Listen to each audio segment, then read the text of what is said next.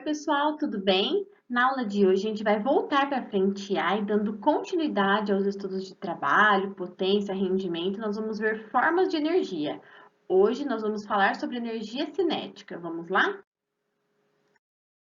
Definir energia na física não é uma tarefa muito fácil, uma vez, né, que este conceito é um conceito bastante abstrato. Mas a gente vai começar a definir energia agora a partir do trabalho. Nós já sabemos que o trabalho, né, acontece quando uma força aplicada causa um deslocamento ou uma deformação. E agora a gente vai ver que as várias formas de energia, então, depende aí deste conceito de trabalho. Quando a gente pensa aí, né, em energia, nas formas de energia que nós temos no nosso dia a dia, a gente tem, por exemplo, as diferentes fontes de energia, né? Energia elétrica, energia nuclear, como mostra a nossa figura aí, né? Uma usina nuclear, energia solar e tantas outras. A partir deste ponto aqui de discussão, nós iremos então pensar neste tema, né, de produção de energia ou formas de energia, que é tão importante para a gente compreender aí melhor o nosso dia a dia, as fontes que nós utilizamos e como elas são transformadas na energia elétrica que nós utilizamos. E nós vamos começar com a energia cinética e pensando um pouquinho no conceito de trabalho. O estudo de energia, ele está dividido em três tipos para facilitar a nossa compreensão. Quais são esses tipos? Nós temos então a energia cinética, a energia potencial e a energia mecânica.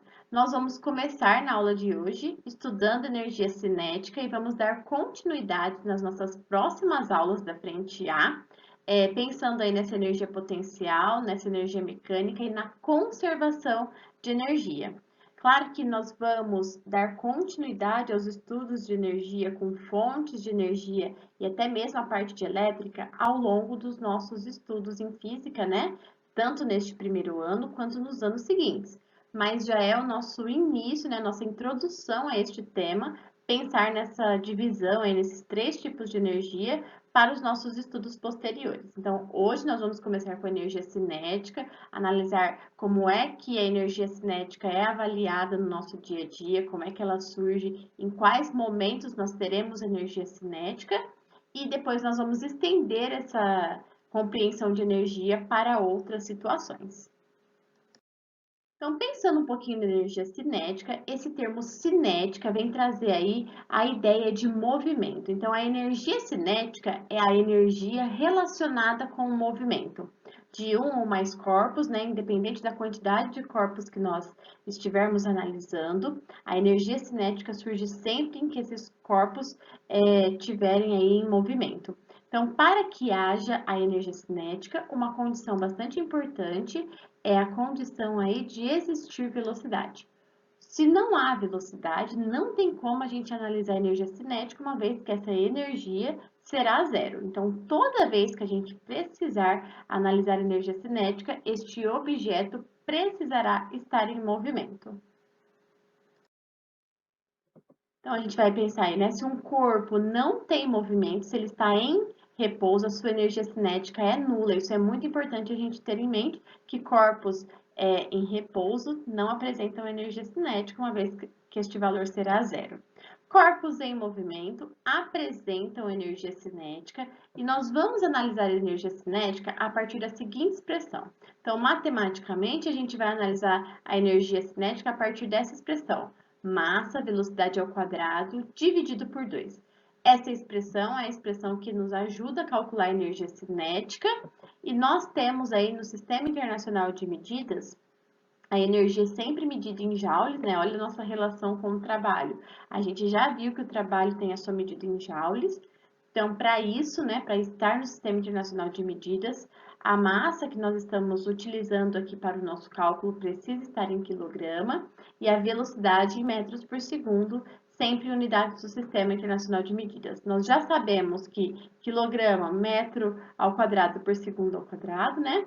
Vai nos dar aí a informação, né, ou a unidade de medida em joules. A gente já viu essa definição anteriormente, quando estudamos o trabalho, e agora a gente está aplicando aqui nessa nova análise de energia cinética, energia que está relacionada com o movimento dos objetos. Vamos ver então um exemplo para a gente trabalhar um pouquinho com essa fórmula. Então, nós temos lá, né, um automóvel de massa que 800 quilos, move-se com velocidade de 10 metros por segundo. Ele quer que a gente calcule a energia cinética desse automóvel. Então, a energia cinética, né, a gente vai aplicar a fórmula diretamente, vai ser a massa, a velocidade ao quadrado, dividido por 2. Aqui a gente não precisa se preocupar com as unidades de medida, porque nós temos aí todas as unidades, né, já no sistema internacional. Massa em quilogramas, velocidade em metros por segundo. Então, aqui vai ser 10 ao quadrado dividido por 2. Então, aqui, né, vai dar 400 vezes 100. Aqui vai dar 400, vai dar 40.000 joules. Ou se a gente colocar isso aqui em notação, né, vai ser 4 vezes 10 a quarta joules.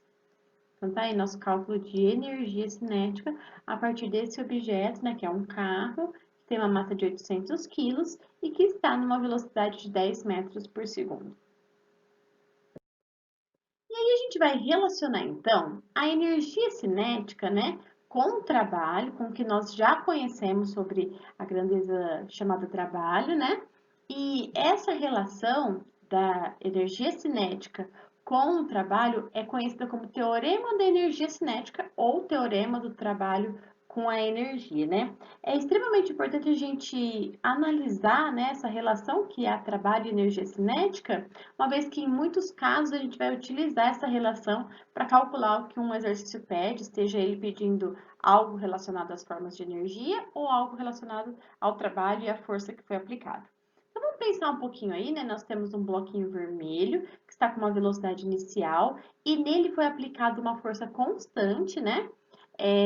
Que está proporcionando que ele se desloque aí, adquirindo uma nova velocidade, que é chamada de velocidade final. Então, nós temos aí, né, a aplicação de uma força modificando o movimento dessa caixa, né, desse bloquinho vermelho aí, e nessa modificação de movimento, a gente tem um deslocamento ali sendo analisado.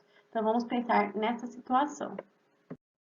Se a gente observar aí, né, nós temos, então, uma força sendo aplicada de maneira constante nessa caixinha vermelha, nesse bloquinho vermelho. E se a gente tem uma força sendo aplicada de maneira constante, a gente tem variações do movimento de maneira uniforme. Então, aqui, né, pela segunda lei de Newton, a gente sabe que uma força aplicada vai gerar uma aceleração. E se tem uma aceleração constante, nós já sabemos que nós temos um movimento uniformemente variado. Aqui eu estou falando que é um movimento retilíneo uniformemente variado, porque é um movimento em linha reta, tem uma trajetória retilínea, então vai ser importante a gente pensar neste movimento aí como um movimento uniformemente variado. Por que eu estou destacando que é um movimento uniformemente variado? Porque a presença aí, né, de uma aceleração constante, por conta dessa aplicação dessa força constante, vai fazer com que a gente utilize para essa análise teorema da energia cinética, das expressões de movimento uniformemente variado. Então, se a gente pensar, né, na equação de Torricelli, nós vamos pensar na aceleração que surge dessa equação de Torricelli. Vamos lembrar a equação de Torricelli aqui? Né? A equação de Torricelli é a velocidade final ao quadrado, é a velocidade igual, né, a velocidade inicial ao quadrado, mais 2 vezes a aceleração, vezes a variação de espaço, que a gente chama de ΔS. No nosso caso aqui, a gente vai chamar de distância, só de D, né? Porque é essa distância D que a caixa está percorrendo. Essa expressão, a gente brinca que é lá ao sem tempo, irmão, né? Equação de Torricelli traz uma expressão onde nós temos a relação entre aceleração, variação de espaço e as modificações de velocidade, né? Velocidade final e velocidade inicial, sem precisar de dados relacionados ao tempo. Se a gente pegar essa expressão e isolar a nossa aceleração, nós vamos ficar com essa expressão que nós temos aqui, ó. A aceleração é igual à velocidade final ao quadrado, menos a velocidade inicial ao quadrado, dividido por 2 vezes a distância ou o nosso ΔS, que nós chamamos de D, tá? Aqui é esse ΔS, que nós estamos chamando de D de distância, que é a distância que nossa caixinha, né, percorreu. Se a gente pegar pela segunda lei de Newton, que é força igual a massa vezes aceleração, e no lugar dessa aceleração aqui, substituir por essa expressão que nós obtivemos aqui para a aceleração a partir da equação de Torricelli, a gente vai ficar com essa expressão aqui, ó.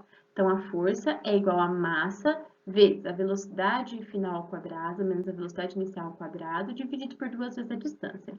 Se eu distribuir a massa aqui, né? De pensar aqui que a massa está multiplicando aqui a aceleração. Se eu distribuir a massa nos dois termos e passar a distância para cá, a gente vai ficar com uma expressão assim, ó. A força vezes essa distância ou esse deslocamento vai ser igual a massa vezes a velocidade final ao quadrado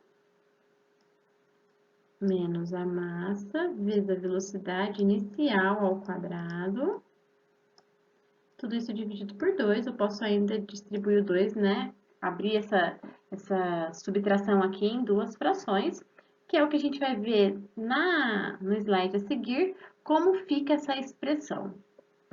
Então, se a gente pensar lá, ó, que a gente tem aqui é a expressão de trabalho, né? Quando nós temos a força e o deslocamento no mesmo sentido, na mesma direção. Lembra lá do trabalho? Que é força vezes deslocamento vezes o cosseno do ângulo formado entre a força e o deslocamento.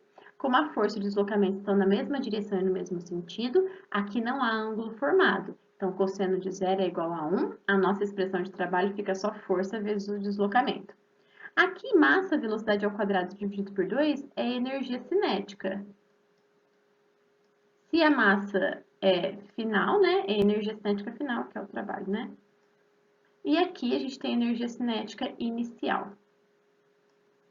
Também energia cinética. Então, olha lá como é que a gente vai ficar, né? O trabalho é igual à energia cinética final menos a energia cinética inicial.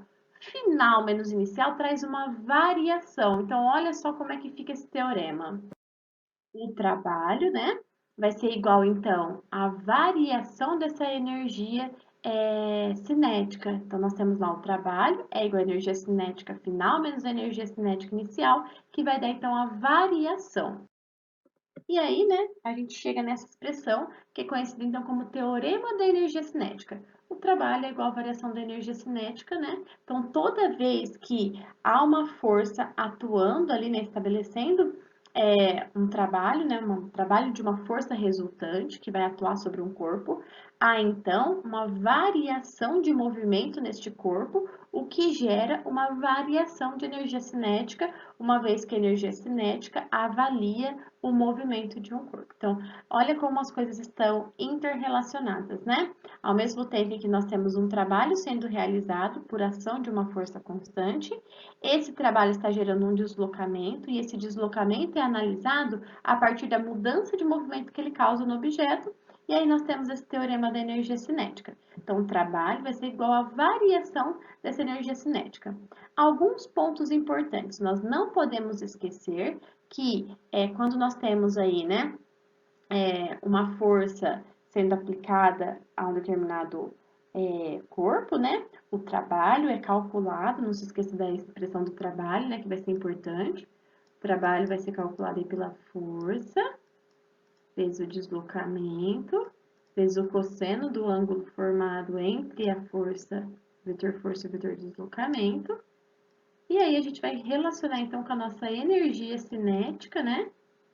Ou com a nossa variação de energia cinética, que é final menos inicial, que vai ser massa, velocidade ao quadrado, dividido por 2. Então, essas expressões serão bastante importantes para a gente analisar essa energia cinética daqui para frente.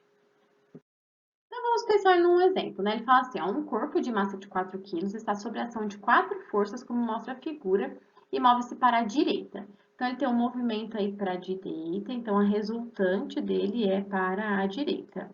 Ele quer saber, sabendo que ele passa no ponto X com velocidade de 6 metros por segundo, então vou considerar a nossa velocidade inicial, ele quer saber, tendo esse deslocamento de 8 metros, qual vai ser a velocidade quando ele chega em Y, após ele percorrer, então, esses 8 metros. Então, como é que a gente vai analisar? A gente tem aí, né, o trabalho dessa força resultante, e eu sei que o trabalho de uma força resultante vai ser igual à variação da energia cinética desse corpo. Então, o trabalho vai ser a força resultante vezes o deslocamento. Nós sabemos que a força e o deslocamento estão na mesma direção e no mesmo sentido, então o cosseno é 1 aqui porque o ângulo é 0. Energia cinética, variação da energia cinética. Vai ser energia cinética final menos energia cinética inicial.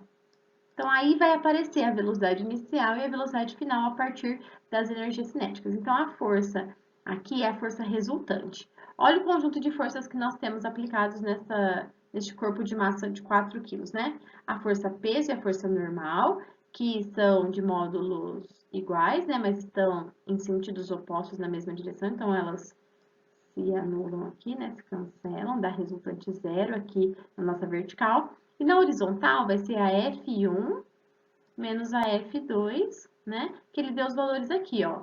50 para F1 e 18 para F2. Então, a força resultante vai ser aí a F1, que é 50, menos a F2, que é 18. Então, aqui, nós vamos ter um valor de 32 newtons. Então, essa é a nossa força resultante. Ela vai entrar aqui, ó, 32 vezes o deslocamento que foi de 8 metros. A massa, já vou substituir aqui a nossa massa, né? A massa vai ser 4. A velocidade final é o que a gente está buscando, que está ao quadrado, dividido por 2. E aqui vai ser 4, 6 ao quadrado, dividido por 2 também. Então, aqui vai ficar, né? 32 vezes 8 vai ser 16, 256. Aqui vai ser, então, vou simplificar esse 4 com esse 2, vai dar 2, velocidade final ao quadrado.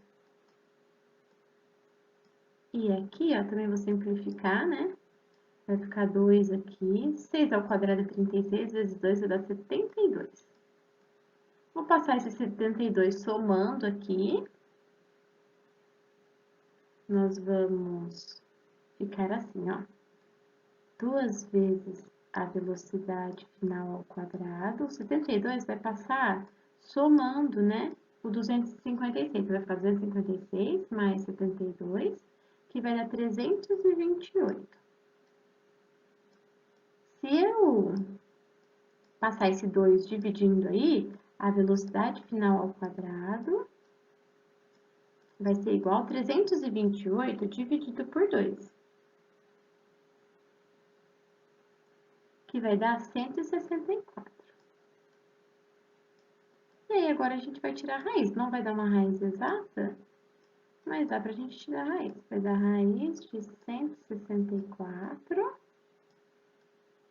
A gente pode fatorar ou deixar a raiz indicada, se for uma questão fechada. A gente pode, tem essa opção, né? Ou se a gente resolver aqui na calculadora, vai dar 12,8 metros por segundo. Então, essa é a velocidade que ele chega ali, né, naquele ponto Y, que é a nossa velocidade final. E a gente descobriu essa velocidade aplicando o teorema da energia cinética, onde nós vimos que o trabalho realizado por essa força resultante constante num objeto é igual à variação de energia cinética que o corpo apresenta, ok?